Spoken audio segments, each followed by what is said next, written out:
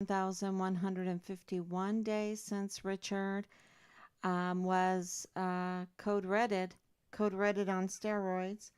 Let me check to see what's going on here. Oh, I am live. I don't see it. Let me make sure. Days since Richard. Okay. Okay, so I'm coming on a little bit early today. Yay!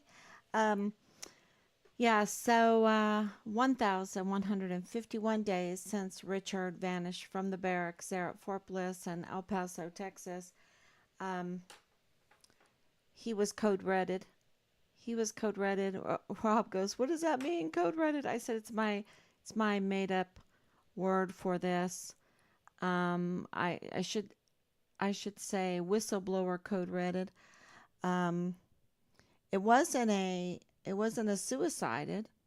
It wasn't a suicided. It was absolutely an orchestrated code red on a whistleblower for turning in sex videos. And this is what we know, the CPS complaints, the CID complaints, the IG all over the barracks because of Halliday.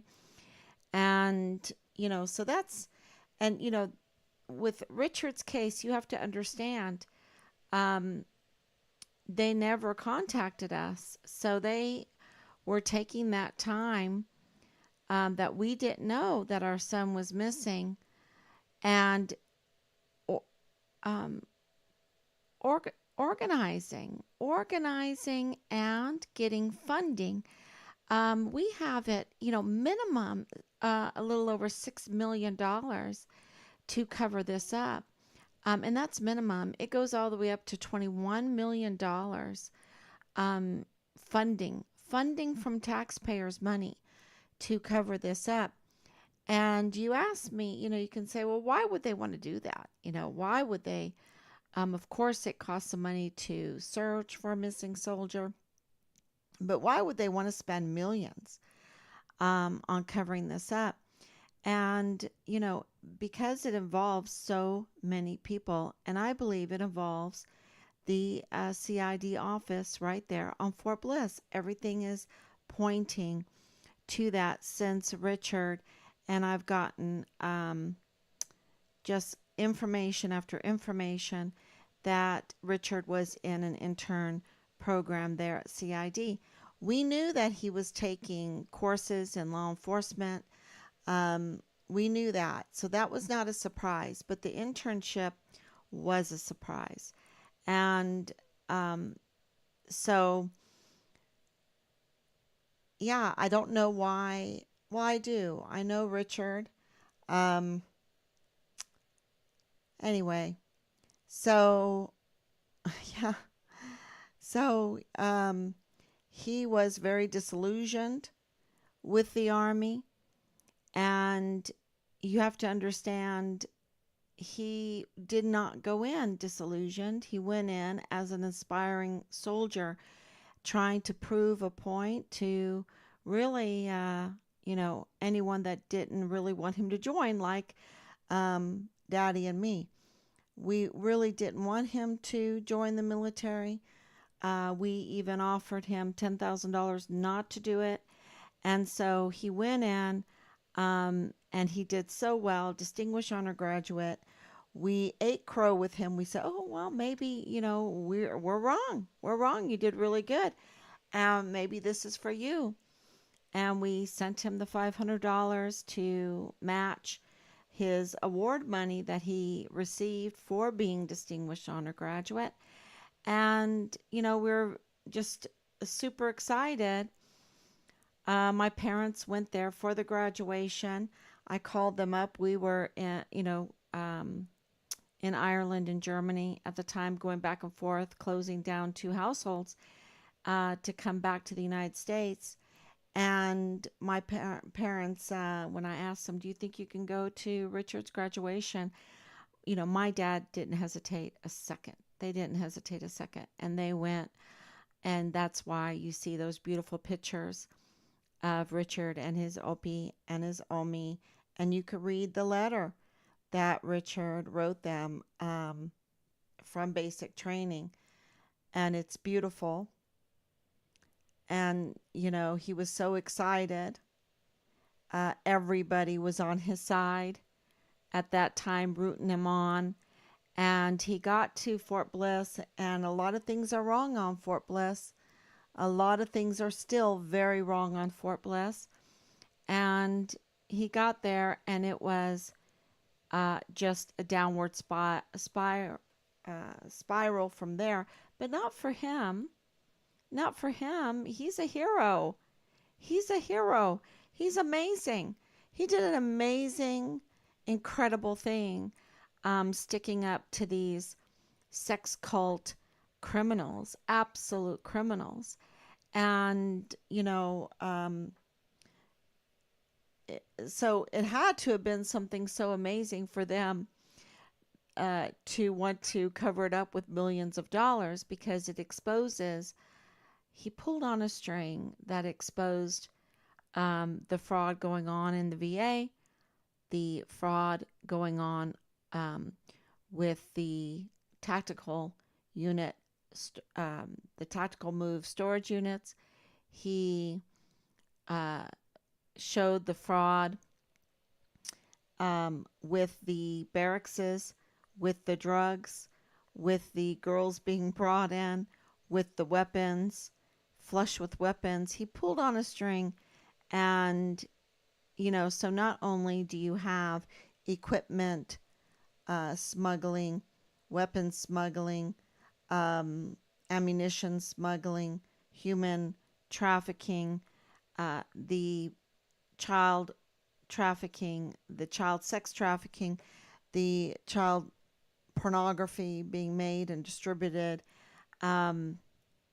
the targeting of our young soldiers into the drug culture, into the weapon culture. And I know this is the Army, but there's a lot of illegal weapons, y'all. A lot. And you learn that by reading Captain Park's letter, because they were trying to set him up, and they were trying to make him a criminal. And the whole weapon issue is a big deal. When Rob picked up Richard's weapon, that was a big deal. Anyway, so they made a very big deal out of that, and we're like, huh, really? Okay. So everything was of a false narrative at the beginning, including, I believe, meeting Boleyn, how that all happened, what they were telling me, like how did he meet her, and I even asked, and I think there was a lot of lying going on, a lot, because of this connection, the newest connection, and all of these are allegations. Right? I have to say that legally. These are allegations. These are my opinion. Seemingly, they're doing all of this bad stuff. The whistleblowing is not an allegation. That is absolutely established. The drugs being in the barracks is excuse me, is established. The flush with weapons in the barracks is established. The tactical move storage units being used to smuggle things, that needs to be proven. That needs to be investigated. Those are not my words. These are all allegations from other people. And it's just like the VA. These are allegations from Leilani Hart. Very close. I mean, she lives there. She's lived there for years. She's worked there. Her husband works at the VA in the IDES-PEBLo, which is the health board um, for veterans turning in packets, sensitive information for disability benefits. Is there fraud there? That's what she was saying. Huge fraud, huge sex things, like naked pictures and all this stuff. I mean, it's, y'all, it's so sick. It's all so sick. You know, these people have no morals if this is, if a threat of it is true. They have no morals. And so that all needs to be looked at by the inspector generals of the VA, which we have written. And we're just continuing to use the institutional help to get answers. And the answers have been, um, for 3 years, uh, very, very little answers, or they have been manipulated or even lied to us. Um, so it's been very, very difficult to investigate a case where you're supposed to get access to open records and they deny you, right? They deny. But now that we're getting institutional help and they are looking at Leilani Hart, we got confirmation on that, and they're looking at phone records and tracing phones and also accounts because of these allegations of stealing identities, stealing social security numbers.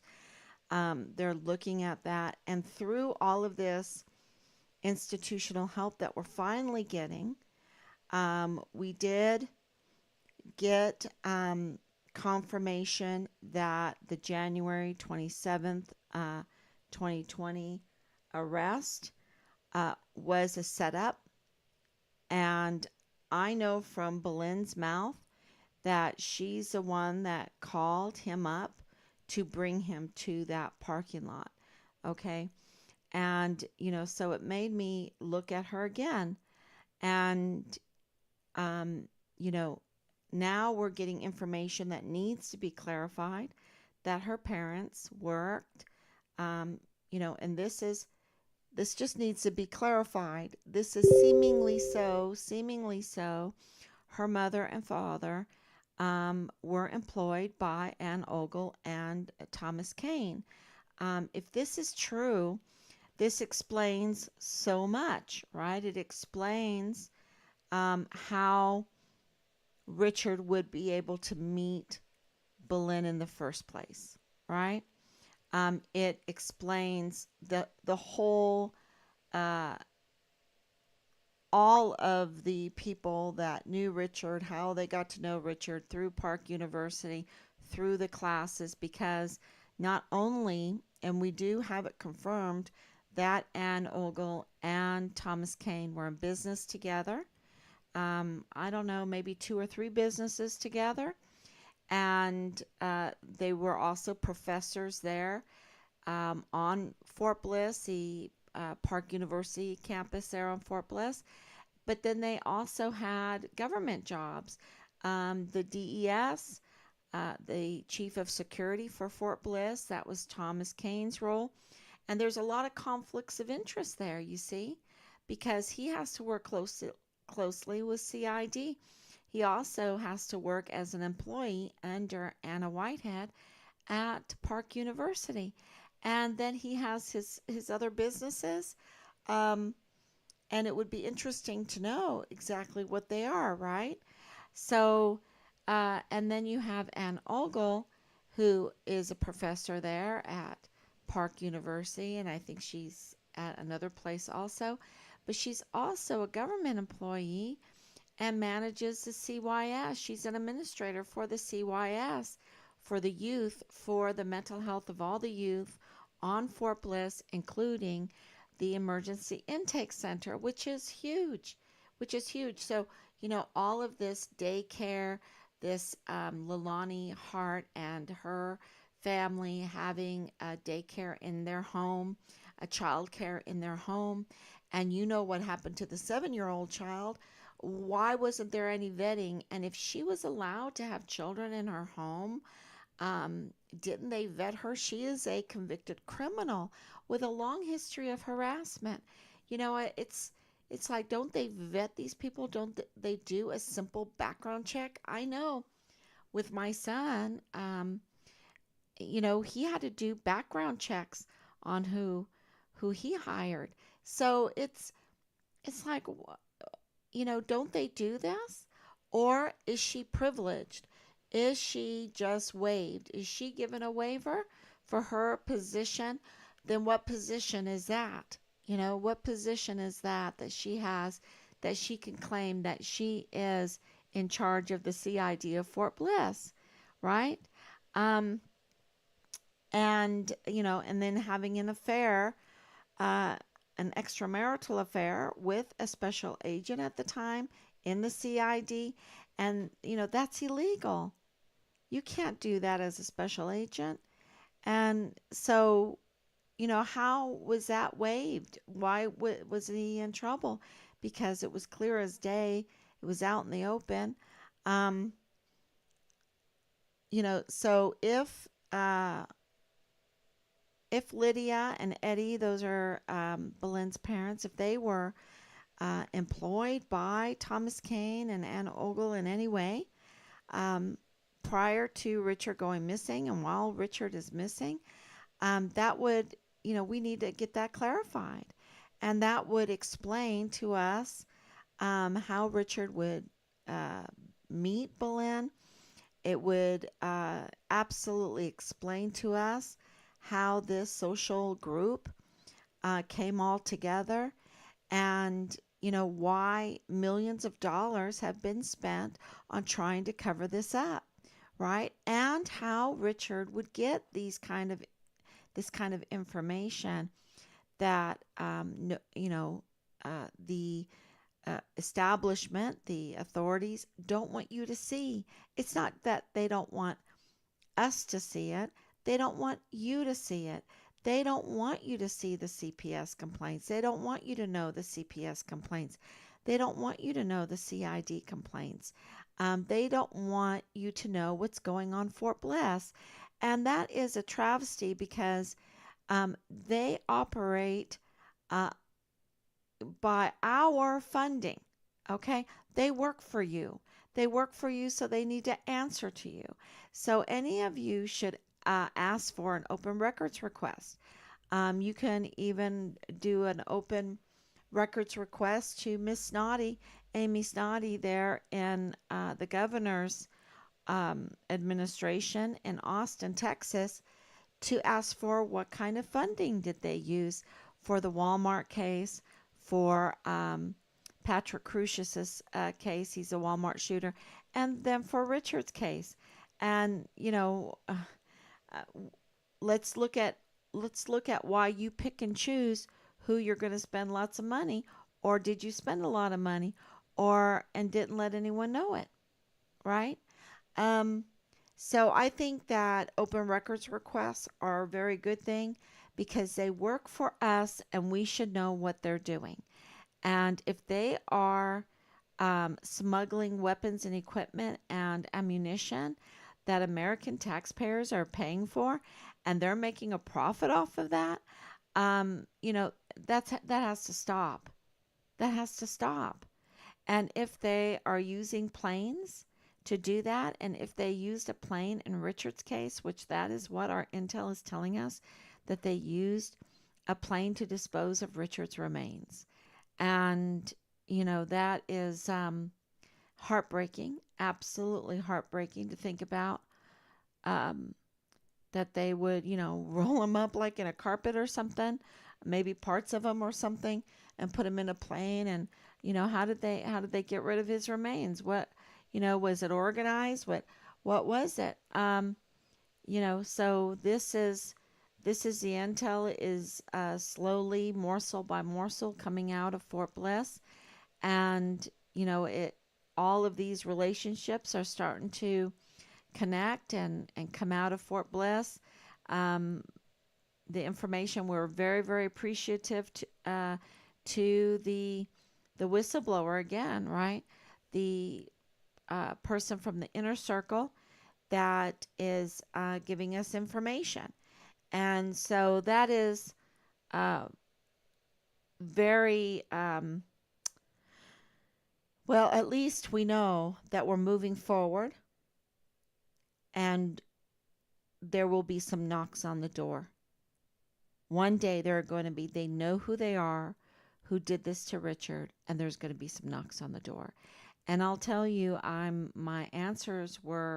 my prayers were answered when Attorney General Ken Paxton um, was acquitted. That was such a wonderful piece of news because he knows about this case.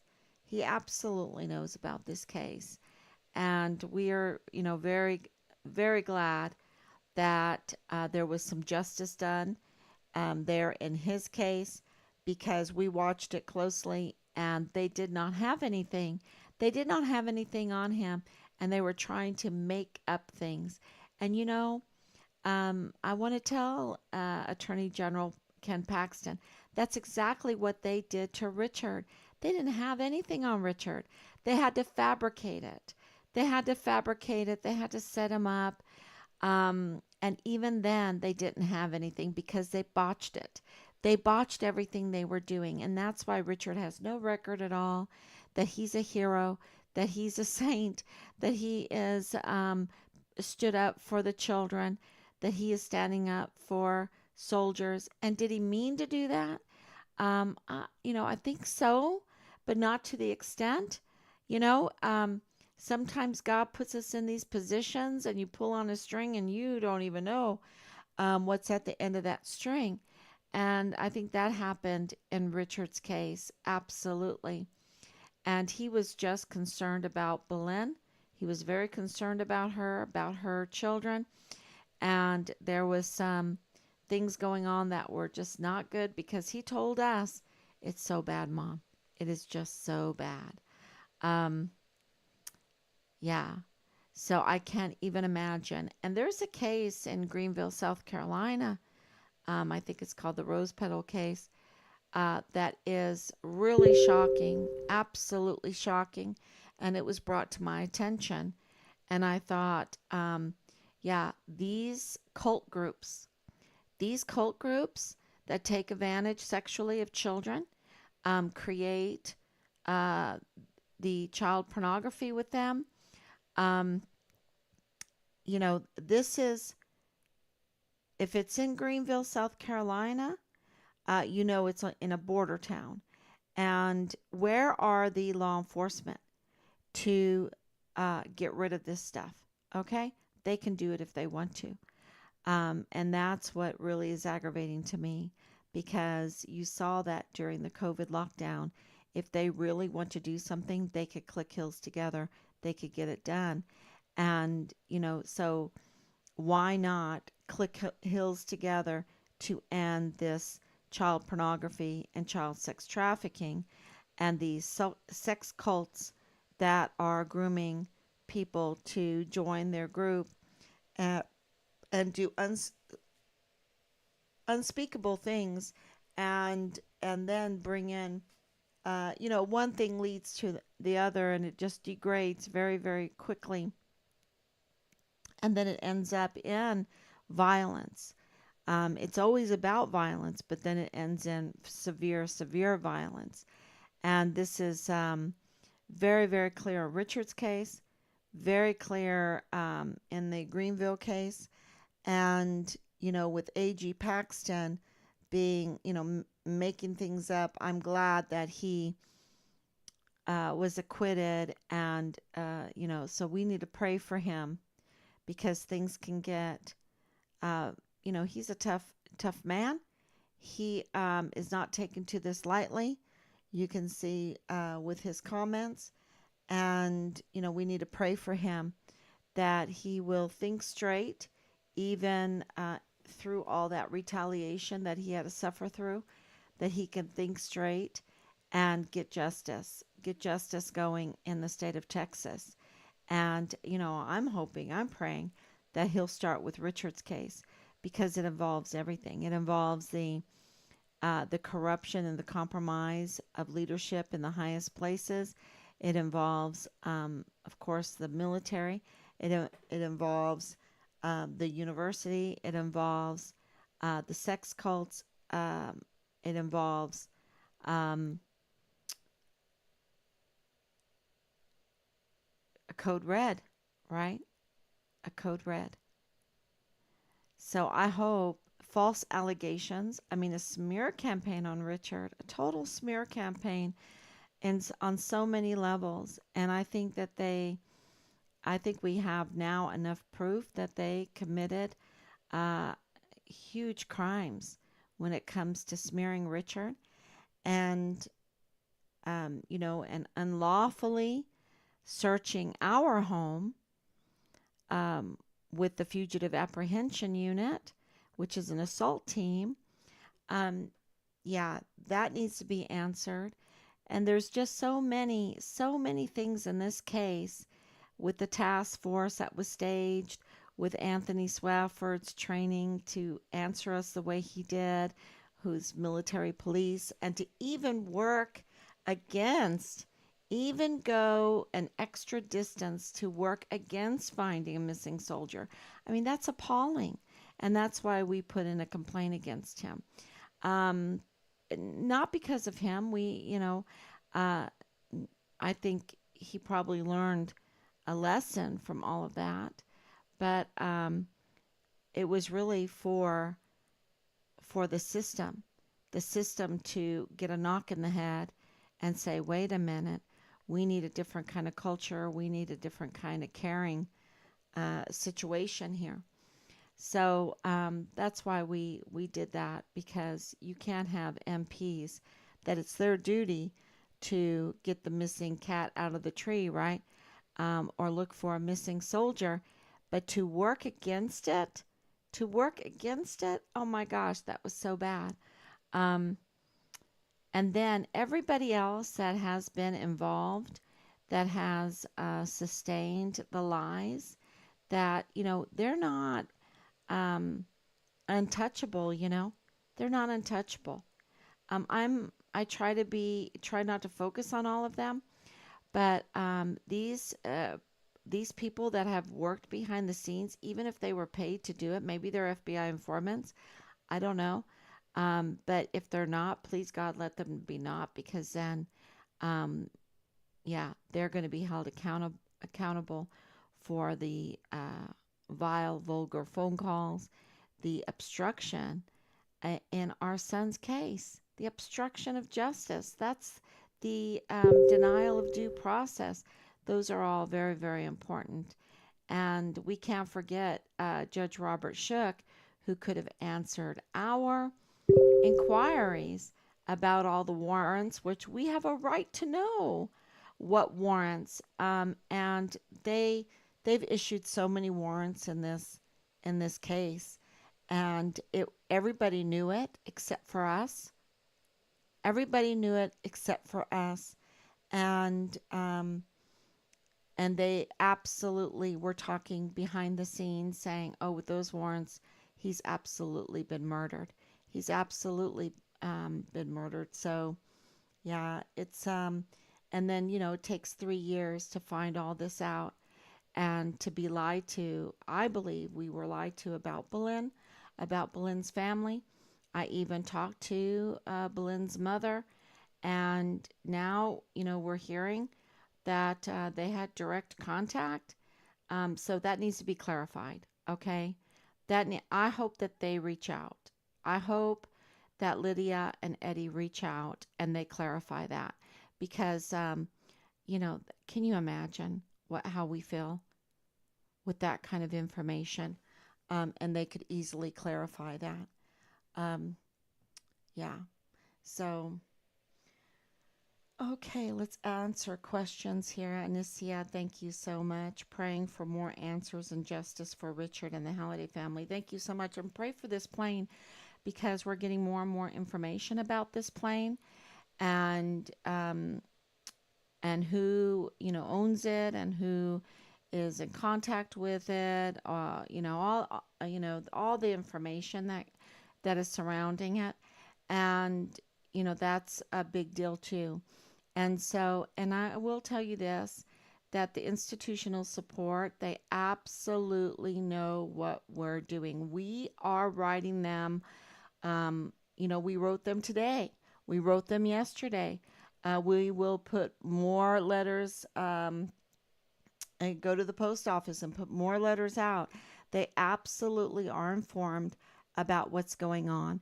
And that the media is not covering this tells a lot. Tells that there is a, a conspiracy up on top, a collaboration from the top, a lot of money, absolutely millions of dollars to cover this up.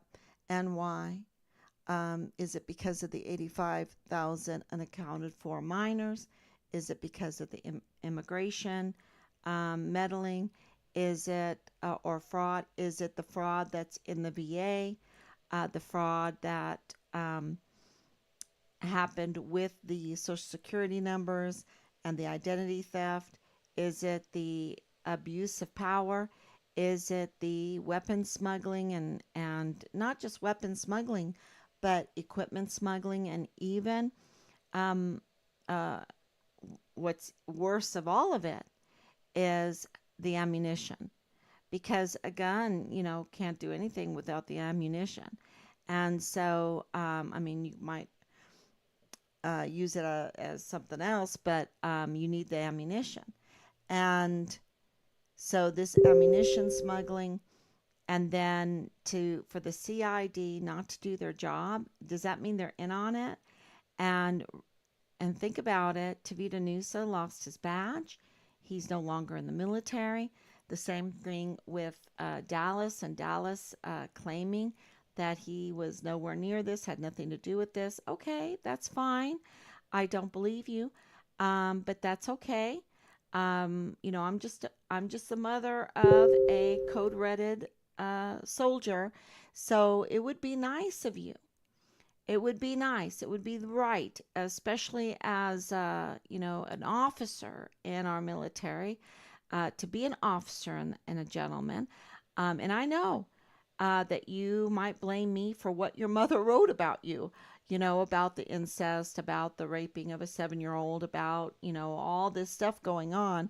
Um, but that you need to solve that with your mother, because that is part of Richard's file.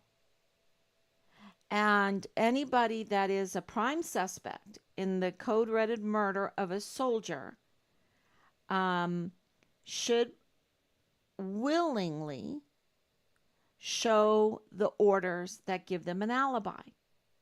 Where are your orders? It's just that easy. Uh, he could show his orders, and I've asked for his orders, or he could take a lie detector test.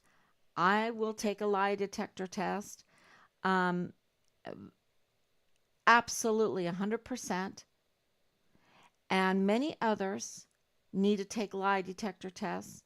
But it would be so easy just to show your orders, and not some fabricated travel voucher that is old news. Um, you know, Everything is electronic today. We knew that. My husband served 30 years. He knows what's going on in the military. Um, so that was also uh, just a trap. They're so disingenuous, right? They don't want to, they claim to have all this information about Richard, but they don't want to give it.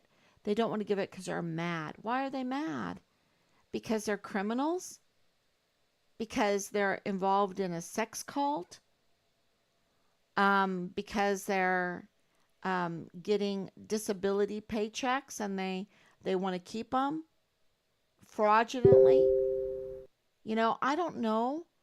I don't know what their problem is, but we have a missing soldier. We have a missing soldier, and we want to know what happened to him, and you claim to have information. And so, it's not like you could just do what you want. You can't just entice someone or have this information and and think it's okay, think that there's not going to come a knock on the door one day, and then use that information to bully and harass, vile, vulgar, for months at a time. It just doesn't work that way. At least it shouldn't work that way.